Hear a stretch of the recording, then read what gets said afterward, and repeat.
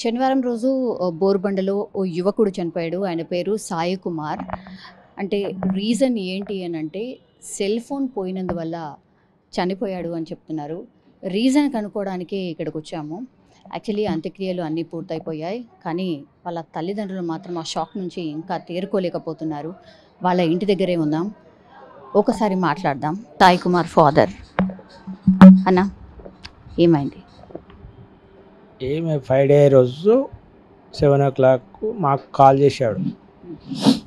ఊరెళ్ళి ఉంటే వరంగల్కి ఫంక్షన్ ఉంటే పోయేసి ఫ్రైడే రోజు వస్తుంటే 7 కాల్ చేసి డాడీ ఒక ట్రైన్ ఎక్కండి, అదైతే నాన్ స్టాప్ డైరెక్ట్ తొందరగా వచ్చేస్తారు అని అన్నాడు. సరే నాన్న అన్న. అంతలా వాటర్ క్యాన్ చేయడానికి బయటికి వెళ్ళాడు. వాటర్ తెస్తుంటే ఫోన్ పడిపోయింది. ఇంటికి వచ్చి పెద్ద అబ్బాయితో పెద్ద అబ్బాయి ఆ పెద్ద అబ్బాయికి అన్నయ్య ఇట్లా ఫోన్ పోయింది అంటే, అరే ఇంతమందికి 2 ఫోన్లు కొని ఇచ్చా కదా, ఆ 2 పోయినాయి, ఇది కూడా పోయింది అని బాబు అన్నాడు. ఊరుకున్నాడు, ఏమనలేదట. సరే నీకనే ఉండా చనిపోతా అని అప్పటికే అంటున్నాడట. నేను 12:30 అయింది నైట్ వచ్చే వరకు పండుకోలే. ఇంకా అప్పటికి ఇక్కడ టీవీ పెట్టుకొని చూస్తున్నాడు. మేము వరంగల్ నుండి వచ్చేవారికి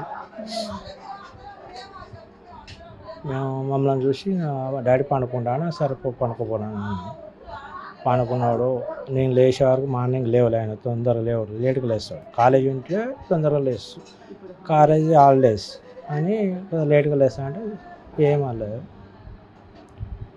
నేను లేచి బ్రష్ గిట్ల వేసుకొని టీ తాగి మాకు కొద్దిగా ఓపిక లేదు, మళ్ళీ డ్యూటీకి వెళ్ళాలి అని నేను మళ్ళీ పండుకుంటే 9:30కి అట్లనే చైర్లో కూర్చొని ఏడుస్తున్నాడు. ఏమైందనంటే డాడీ ఫోన్ పోయింది.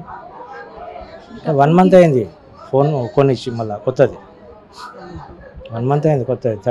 30,000 పెట్టి మొన్ననే కొనిచ్చా. పోయింది డాడీ అన్నాడు. సరేలేనన్న పోతున్నది. అసలు ఒక్క మాట కూడా మాట్లాడలేదు. పోతుమే లేనా అన్న అంటే సరే అని ఏడ్చుకుంటా, నాకే ఇట్లా అవుతుంది, నాకే ఎందుకు అవుతున్నాయి అది అని ఏడుస్తున్నాడు. ఏడోకు నిన్నేమన్నా అంటున్నారా ఎవరన్నా? ఏడోకు నాన్న అని చెప్పేసిన. కంప్లైంట్ ఇస్తాను వేయండు పిఎస్లో, బొరబండ పిఎస్లో. సరే అని కంప్లైంట్ ఇచ్చిన. నేను అట్లా కూడా కంప్లైంట్ ఇచ్చిన రాదు నాన్న, ఇంతకుముందుకు ఇచ్చినవి రాలేదు, ఎందుకు వాళ్ళకి కంప్లైంట్ ఇచ్చిన వేస్ట్.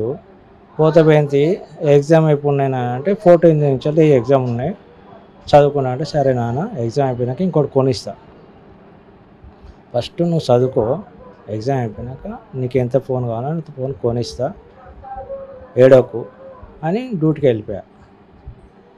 సాటర్డే రోజు డ్యూటీకి వెళ్ళి 4:30కి పెద్ద బాబుకు సికింద్రాబాద్ ఫోన్ కొట్టిండు. అనే మమ్మీ డాడీని మంచిగా చూసుకో, మంచిగా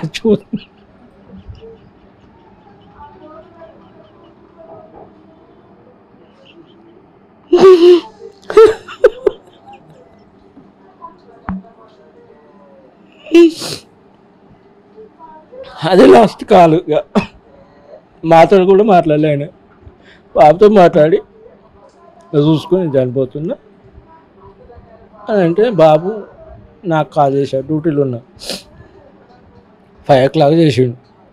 సరే నేను డైరెక్ట్ డ్యూటీలోకి వెళ్ళి సికింద్రాబాద్కి వెళ్ళిపోయినా. అప్పటికి ఇట్లా మా చుట్టాలు వాళ్ళంతా అప్పటికే పోయి ఎంకలాడుతున్నారు, ఎక్కడా లేడు. నేను పోయే వరకు 5:30 అయింది. స్టేషన్కి వెళ్ళేవారు అంతా ప్లాట్ఫారాలన్నీ ఎంకలాడినా, మొత్తం రౌండ్ అంతా ఎంకలాడినాం, ఎక్కడ అవ్వలే. అక్కడ పిఎస్కు కంప్లైంట్ ఇచ్చినాం. ఒక ఫోటో ఇవ్వంటే ఫోటో ఇచ్చేసినాం. మేము మా పోలీసు గ్రూప్ ఉంటుంది కదా, వాళ్ళ గ్రూప్లో పెట్టేస్తామని అన్నారు. సరే అన్న. నైట్ 9:30 దాకా తిరిగినాం. అట్లయినా దొరకలేదు. వచ్చినాం ఇక్కడ బొరమండ పిఎస్కి ఇచ్చినాం, ఎందుకంటే ఈ ఏరియా కాబట్టి ఇక్కడ కూడా ఇవ్వాలి కదా అని ఇక్కడ కూడా ఇచ్చినాం. వాళ్ళు కంప్లైంట్ తీసుకున్న వాళ్ళు కూడా లేరట. ఆ రోజు కంప్లైంట్ తీసుకున్న వాళ్ళు లేరా అని చాలాసేపు నిలబెట్టారు. మనకు తెలిసిన పోలీస్ ఆయన వచ్చాడు. ఇది మన పోలీస్ కమిషనర్ ఆఫీస్లో చేస్తాడు ఆయన వచ్చినాక అప్పుడు ఆయన చేతనే రాపిచ్చేసుకొని అట్లా పెట్టుకున్నారు. రేపు పొద్దున 11:30 రండి, అప్పుడు తీసుకుంటాం కంప్లైంట్ అన్నారు. డిలే అయింది అనుకుంటున్నారా? ఏం ఎవరిని ఏం అనలే. మళ్ళీ కూడా సపరేట్గా వచ్చేసి తెలంగాణ ఇక ఈ అబ్బాయి అందరూ తెలంగాణ తిరుగుతూనే ఉన్నారు మొత్తం. ఇక మేము ఇక్కడ ఏడ్చుకుంటూ కూర్చున్నాం. 7:30కి సండే నిన్న మార్నింగ్ 7:30కి రైల్వే పిఎస్ నుంచి వెళ్ళి కాల్ వచ్చింది, అర్జెంటుగా రండి అని అన్నారు. మేమేమనుకో దొరికిందేమో పక్కకు తీసుకొచ్చి కూర్చోబెట్టి మాకు కాల్ చేస్తున్నారు కావచ్చు అనుకున్నాం. అట్లా అని ఉరికినాం. పోడు చనిపోయిందని చెప్పి మా చేలో ఉంది బాడీ అన్నారు. గాంధీ అది కదా, ఇది మొత్తం కట్ అయిపోయింది, డివైడ్ అయిపోయింది రెండు. సెన్స్ బాడీ ఆయన అక్కడ గాంధీ హాస్పిటల్లో ఉండి ఆయన అన్నీ ఉండి చూసుకొని మాట్లాడి అన్నీ ప్రాసెస్ అది చేసి ఇక పోస్ట్ మార్టం చేసి 2 o'clock బాడీ అప్పచెప్పారు. ఇక్కడికి ఇది అంబులెన్స్లో తీసుకొచ్చి ఇక సాయంకాలం మేము కార్యక్రమాలన్నీ నిర్వహించినాం. యాక్చువల్గా అసలు అంతా పిరికివాడైతే కాదు నాకు తెలిసి. అబ్బాయి అయితే చాలా 100% యాక్టివ్ ఉంటాడు. మా తమ్ముడు సొంత. నేను అన్నయ్యను, నాకన్నా పెద్ద ఆయన. మేము 4 ఇంకో అతను వరంగల్లో ఉన్నాడు. నేను ఇప్పుడే వచ్చా వరంగల్ నుంచి. నేను వరంగల్నే ఉంటాను. మాకు ఇట్లా అనగానే మేము కూడా వరంగల్ రైల్వే స్టేషన్ అది అన్నీ పోయి చూసి రాత్రి 10-11 దాకా మేము కూడా అక్కడ అన్నీ చూసాము. ఎందుకంటే వెతికినాము ప్లేస్. ఇక నేను ఫోన్ చేసి అన్నయ్య మరి దెబ్బలు ఒకవేళ భయపడట వచ్చినా మీ దగ్గర ఉంచుకోమంటే సమ్మర్ హాలిడేసే కదా రాని, మా ఇంట్లో అక్కడ మేము ఇద్దరమే ఉంటాము. ఇక రాని అత్త నాకనే 4 రోజులు ఉంచుకొని వాడు నిమ్మలం చేసి అన్నీ చెప్పిన తర్వాత నేను పంపిస్తాను నాన్న, నువ్వేం బాధపడకు, నా దగ్గరికి వస్తే నీకు ఎంబడే కాల్ చేస్తాను, కాల్ చేసి చెప్తాను వచ్చిండు నాకనే ఉన్నాడు ఏం బాధపడకని చెప్తానని చెప్పి అది చేసినాం. ఇక నైట్ అంతా వీళ్ళు ఎత్తికారు, మేము ఎత్తికాము. ఎర్లీ మార్నింగ్ మళ్ళీ ఎంబడే 6 o'clock వరకు మళ్ళీ ఫోన్ చేశాను నేను తమ్ముడికి. నాన్న మరి ఇన్ఫర్మేషన్ దొరికిందని, ఏం దొరకలేదన్నా అది ఇది అన్నాడు. తర్వాత మళ్ళీ వీళ్ళకి కాల్ వచ్చిందా, కాల్ వస్తే ఇక స్టేషన్ పోయే వరకు కన్ఫర్మ్ అయిపోయింది. ఒకటే బాబు డిఫెన్స్లోకి వెళ్ళిపోయాడు. ఇన్ని వేలు పెట్టి ఫోన్ కొనిస్తున్నాడు మా డాడీ, కష్టపడి హాస్పిటల్లో డ్యూటీ చేస్తా, నిమ్స్ హాస్పిటల్ పంజగుట్టలో. వాడు పైగా మాది సాలరీ 14,000. అంటే ఎంతమంది చదువుకుంటూ కిరాయిలు ఎలా తీసుకుంటూ వాళ్ళకి ఏది తక్కువ చేయకుండా అన్నీ మెయింటెనెన్స్ చేసుకుంటూ వాళ్ళని చదువుకుంటూ వచ్చిన. అవి ఎన్ని 30,000 పెట్టి ఫోన్లు కొనేసి 3 ఫోన్లు పొడగొట్టినా ఇంకా నేను ఎందుకు బతికుండాలి అని డిఫెన్స్లోకి వెళ్ళిపోయి ఇక నేను బతకనంటే బతక అని పెట్టేసుకొని పోయాను. ఒకటే పేరెంట్స్ తోటి కానీ స్టూడెంట్ తోటి కానీ ఎలాంటి ఎవరితోటి కానీ ఏ ఇబ్బంది లేదు. ఒకటే ఒక మాట, నా పోతపిది నాన్న ఇంకో ఫోన్ కొనిస్తా, ఒక్క మాటే అన్నా. ఇంకా ఆ ఒక్క మాట నాతోటి మాట్లాడింది, ఇక లేదు. ఇక 3 కొడుకులా అన్న మీకు? 2 అబ్బాయి. ఈయన పెద్ద ఆయన, ఆయన చనిపోయిన ఆయన చిన్న ఆయన.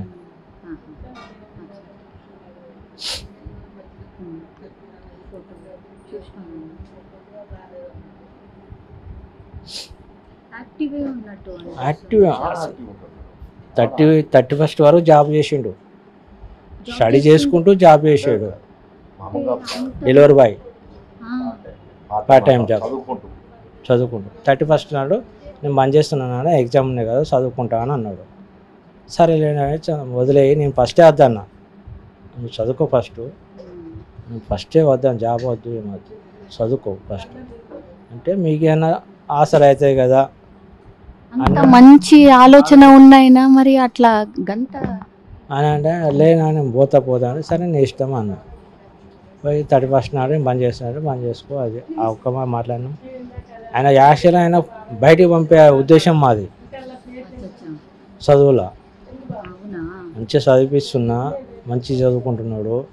నేనన్నా మీ ఫ్యూచర్ బాగుండాలంటే మీరు బయటికి వెళ్ళాలి, అది అప్పు ఎంత అప్పు అయినా కానివ్వండి మేము పెట్టుకొని మేము బయటికి పంపిస్తాం మీ ఫ్యూచర్, ఎందుకంటే భవిష్యత్తులో మీరే మంచిగా బతకాలి, మంచిగా ఉండాలని అన్నీ చెప్పుకుంటూ వచ్చిన. సరే అన్నాడు. మంచిగా స్టడీలో కూడా ఎలాంటివి లేదు, ఫెయిల్ అయినప్పుడు కూడా ఏ బాధపడలే, అట్లా కూడా కొప్పలే, పోతే మళ్ళీ ఇంకోసారి చదువుకోవచ్చు, ఇంకో ఇయర్ ఉంటుంది కదా చదువుకోవచ్చు, అట్లా కూడా చెప్పాను. అట్లా అప్పుడు కూడా ఏం బాధపడలేదు. ఫోన్ల వల్ల ఈ డిఫరెన్స్కి వెళ్ళిపోయి మొత్తం పానం తీసేసుకున్నాడు. అదొక్కటే కారణం. ఏం షేర్ చేసుకోలేదా అన్న ఎవరితోని కూడా? అంటే ఫ్రెండ్స్ తోటి కూడా ఫోన్ ఎవరికి లేదు, ఎవరు కాంటాక్ట్ చేయలేదు, కాలేజీ వాళ్ళకి కాంటాక్ట్ చేయలేదు. చేసింది ఒక కాల్ ఒక్కటి, బాబుకి ఒక్కటే కాల్, ఎవరికి లేదు ఫోను. బయట వాళ్ళది ఫోన్, అది బయట వాళ్ళ ఫోన్ తీసుకొని కాల్ చేశాడు. మాకు ఫోన్ లేదు కదా ఆయన దగ్గర. వాళ్ళకి ఎమ్మడే మేము కాల్ చేసినా వాళ్ళు లేపుతారు, వాళ్ళకి చెప్దామని ఆపు ఇట్లా అని చెప్దామంటే వాళ్ళు కాల్ లిఫ్ట్ చేయట్లే కాల్. లేకపోతే అట్లానా ఉండేటోడేమో, ఉరికటోళ్ళం. బాబు ఆయన ఆపు, పోలీసులకు ఆపేపు ఇట్లా ఇట్లా అని చెప్పేసి అని చెప్దాం అనుకున్నాం. ఆ కాల్ లేపలే. ఆయనకి ఏం కావాలని ఉంటుండే అన్న? సాయి కుమార్కి ఏం కావాలని ఉంటుండే? మీకేం చేయాలని ఉంటుండే? ఆయన జాబ్ చేయాలి, మేము మంచిగా చూసుకోవాలి, అది మెయిన్. అది ఒక్కటి ఆయనకి.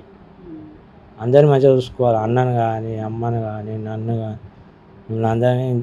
అందుకే అన్నయ్య అంటే చేస్తున్నాడు. ఆయన ఆరోగ్యం కొద్దిగా హెల్త్ బాగాలేదు, ఆయన కొద్దిగా అట్లా అని ఆయన కూడా అన్నీ ఆయనే చేసేది. బయట పనులు కూడా మాకు ఏది కావాలన్నా ఏది చేయాలన్నా కోపాడుకుంటూ అయినా చేసేది, మాకే మమ్మల్ని కోపాడుకుంటూ అయినా చేసేది. ఆయనే అన్ని ఏది కావాలి, ఇంట్లోకి ఏది కావాలన్నా తెచ్చిపెట్టేది. బయటికి పోతే వీళ్ళు మీకు మంచిగా చేస్తా, మిమ్మల్ని చూసుకుంటా, మమ్మల్ని చూసుకున్న తర్వాత నాన్న మీరు ఫస్ట్ చదువుకో, మిమ్మల్ని బయటికి పంపించి జాబ్ చేసినాక అప్పుడు చూసుకుంటారు అని అన్నా. సరే అన్నాడు.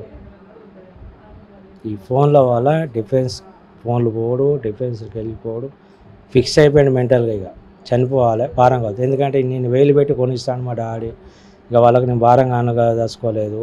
ఇంకో ఫోను నాకు కొనియరు, నేను అడగాను ఇక వాళ్ళకు, ఇలాంటి నేను చేయను, ఇక ఉండదలుచుకోవాలని మెంటల్గా ఫిక్స్ అయిపోయాడు. ఇది సాయి కుమార్ తండ్రి యొక్క ఆవేదన. ఫ్యామిలీ మెంబర్స్ కూడా ఒకటే చెప్తున్నారు. అంటే ఫ్యామిలీకి మొత్తంగా ఆసరాగా ఓన్లీ ఆ అబ్బాయే ఉండే. అంటే వాళ్ళ పెద్ద అబ్బాయికి కొంత హెల్త్ ప్రాబ్లం ఉంది, హెల్త్ ఇష్యూ ఉంది. అండ్ మొన్న ఈ మధ్యనే పాపం ఫాదర్కి కూడా యాక్సిడెంట్ అయిందట. అండ్ చాలా చిరు ఉద్యోగం, అంటే 14,000 శాలరీడ్ పర్సన్ కాబట్టి ఫోన్ పోయింది అని అంటే 1 monthలో 2 phones పోయాయట. అండ్ ఈఎంఐ ఇంకా కడుతున్నారు, ఆ ఫోనే పోయింది. సో ఆ బాధలోనే ఆయన తట్టుకోలేకపోయాడు. ఎంత ఓదార్చినా వాళ్ళ ఫాదర్ ఒక్క మాట అనకపోయినా కూడా ఆయన తట్టుకోలేకపోయాడు. సాయి కుమార్ జస్ట్ ఇంకా నా వల్ల ఎట్లాంటి ఉపయోగం లేదు, నేను ఇంకా తల్లిదండ్రులకు భారం కాదలుచుకోలేదు అని ఒకే ఒక రీజన్తో చనిపోయాడు అనేసి అయితే కుటుంబ సభ్యులు చాలా అంటే చాలా బాధగా చెప్తున్న సిట్యువేషన్. మనకు కూడా అనిపిస్తుంది కదా, ఏంటిది ఒక్క సెల్ ఫోన్ కోసం ప్రాణం తీసుకోవడం ఏంటి అని. కానీ ఆ అబ్బాయికి నిజంగా అర్థం కాలేదేమో, అది కేవలం సెల్ ఫోన్ మాత్రమే, అంటే ఒక వస్తువు మాత్రమే, అది తిరిగి కొనుక్కోవచ్చు అన్న ఆ ఒక్క థాట్ వచ్చుంటే మాత్రం ఆయన ప్రాణం దక్కేదేమో, ఈ కన్న తల్లిదండ్రులకు ఈ బాధ ఉండేది కాదేమో అని నాకైతే అనిపించింది.